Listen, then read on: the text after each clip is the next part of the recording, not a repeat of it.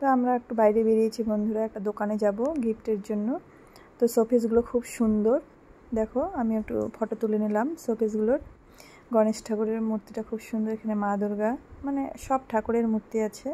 তো এখানে একটা গিফট নিতে এসেছি, যেহেতু সেদিন আমার ভাস্তার বার্থডে ছিল, তো আমাদের যাওয়া হয়নি। তো আমার কাছে একটা গাড়ি চেয়েছে, পিসি আমার জন্য একটা গাড়ি নিয়ে আসবে, সেই উপলক্ষের জন্যই আর কি আমি একটা এখানে গাড়ি নিতে আসলাম ওর জন্য। তো এখান থেকে গাড়ি নিব, তারপরে মেডিসিন দোকানে ঢুকে ওষুধ নিব, তারপরে আমরা রওনা, বিকালবেলায় চলে যাব বাড়িতে। দেখতে পাচ্ছি বন্ধুরা ঠাকুরের মূর্তিগুলো খুব সুন্দর, মা সরস্বতীর মূর্তিটা ভালো লাগছে দেখতে। তো ওখানে আমরা গিফট নেওয়া হয়ে গেছে, এখন আমরা চলে আসলাম এই মেডিসিনের দোকানে। আমার বর এখানে শ্বশুরমশাইয়ের জন্য ওষুধ নিচ্ছে।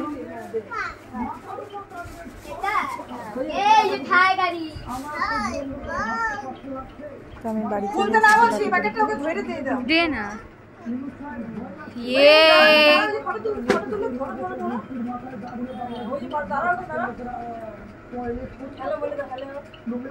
হ্যালো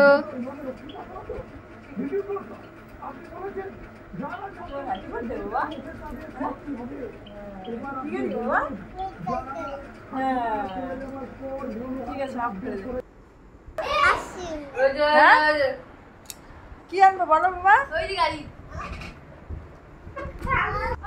কেন কিসে কিসে মোবাইলটা ভাঙবে, তুই ওটা লাগাইছিস কি বলছিস? পড়ে যাবে মোবাইলটা পড়ে যাবে, বিষয়টা কিছু করিস না তো।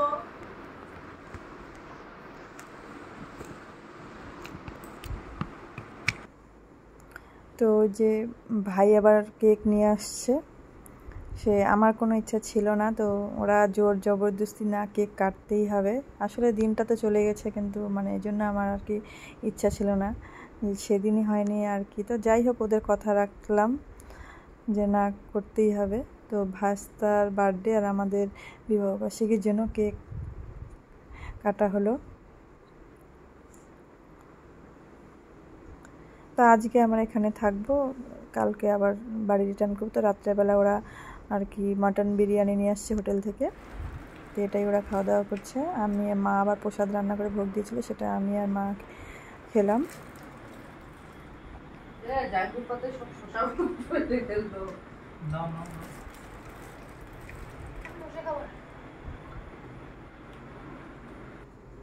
হরে কৃষ্ণ।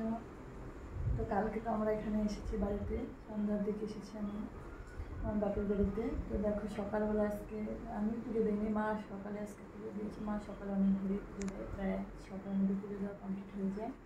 তো আমি আবার একটু সকালে স্নান টান করে নিয়ে দেখুন লুচি আর একটু আলু ফুলকপির সবজি বানিয়ে সেবা দিলাম গোবিন্দকে। তো এই পর্যন্তই সকালে শুরু হলো আমার কাজ। Stone paper scissor, stone paper scissor, stone paper scissor, paper scissor, stone paper scissor, stone paper scissor,